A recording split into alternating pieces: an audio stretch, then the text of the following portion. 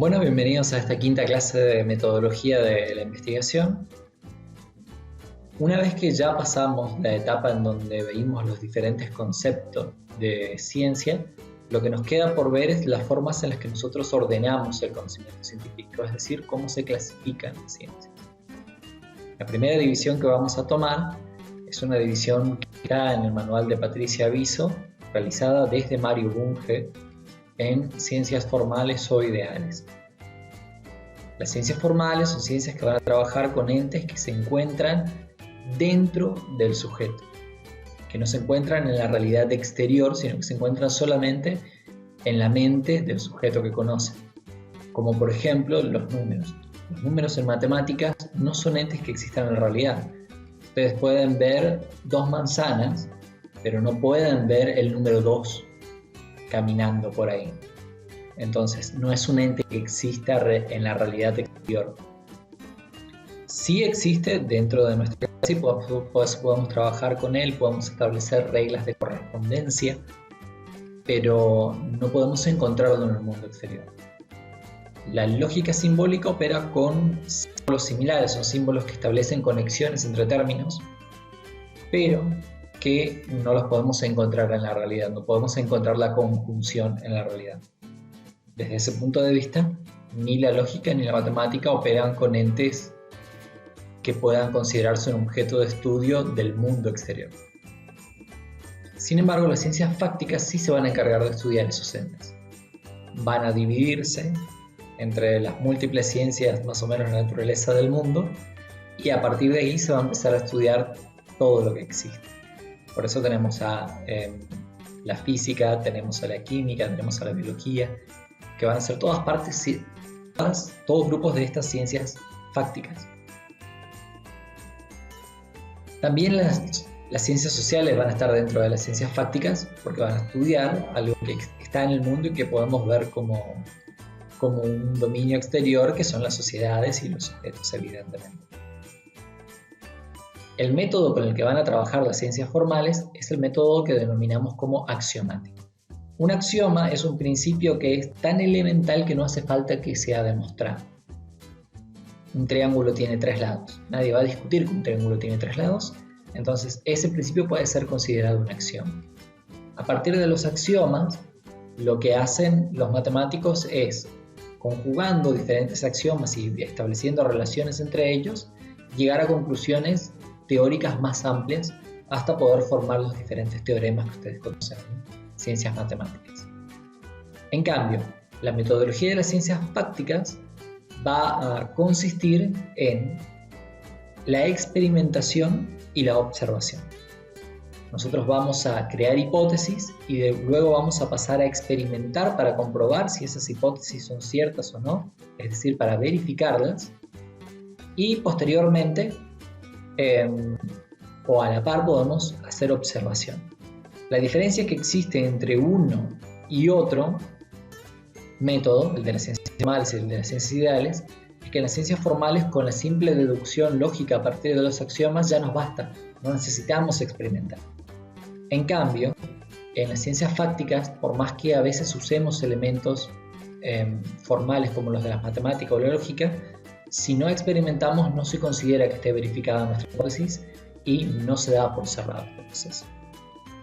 Pero esta no es la única definición que existió durante toda la historia. Antes hubieron otras definiciones. Para dar un pantallazo vamos a ver, por ejemplo, la división aristotélica de las ciencias, en la cual dividía en ciencias teóricas, donde estaba la física, la matemática y la metafísica. La metafísica es la parte más cruda de la filosofía. Es, según él, la ciencia de los primeros principios y de las primeras causas. Pues teníamos las ciencias prácticas como la lógica y la moral. La lógica no es igual a la lógica simbólica, sino que estamos hablando acá de una lógica más bien discursiva, donde hay oraciones, donde hay frases que podemos comprender y no solamente símbolos. Y las ciencias productivas como el arte y la técnica. Esta definición aristotélica duró en vigencia muchos siglos, y luego nos vamos a topar con otra definición bastante completa, que es la definición de Ampère. Ampère era un físico francés, que dividió a las ciencias así en noológicas y sociológicas y cosmológicas y fisiológicas. En el primer grupo también subdividió a las noológicas en filológicas y dialegmáticas, como la lingüística y la filología. La lingüística, saben qué es, la filología es el estudio de los conceptos, y las filosóficas como la moral y la filosofía. Y a las sociales, que estaban dentro del mismo grupo, también las subdividió en etnológicas, como la antropología, la historia y la arqueología, y en políticas como la economía o el derecho. Y el segundo grupo de cosmológicas y fisiológicas también las subdivide otra vez en 2 a cada una, poniendo a las matemáticas, con todas sus variantes, ya se trate de álgebra, geometría, etc.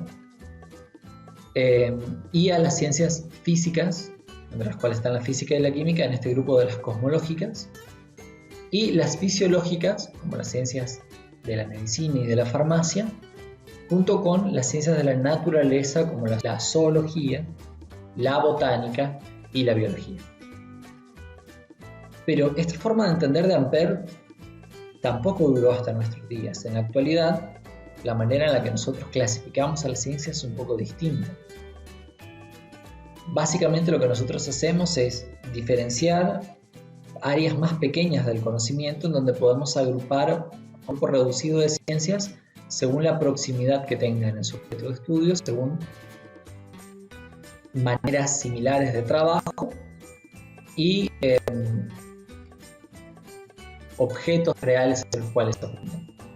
Entonces podemos dividir a las ciencias en exactas, como la matemática, la física, la química, a las ciencias biológicas, a las ciencias geológicas y geográficas, a las ciencias astronómicas como la astronomía y la astrofísica, a las ciencias médicas, donde volvemos a incluir la farmacia como en la caracterización de Ampère, y a las ciencias sociales y humanas, donde algo que les quiero pedir es que si ustedes se encuentran en un material que la filosofía está dentro de las ciencias humanas, ese material está desactualizado. La manera en la cual nosotros entendemos hoy el conocimiento científico excluye el conocimiento filosófico de estar dentro del mismo campo o ser parte de ese conocimiento. Entonces, si ustedes llegan a encontrar eso en un material, les pediría que no tengan en cuenta a la filosofía dentro de las ciencias sociales y humanas, sí a otras ciencias como la sociología, como la antropología social, como la psicología, pero no a la filosofía en este grupo. Y bueno, eso fue todo por la clase de hoy y espero que nos veamos la semana que viene.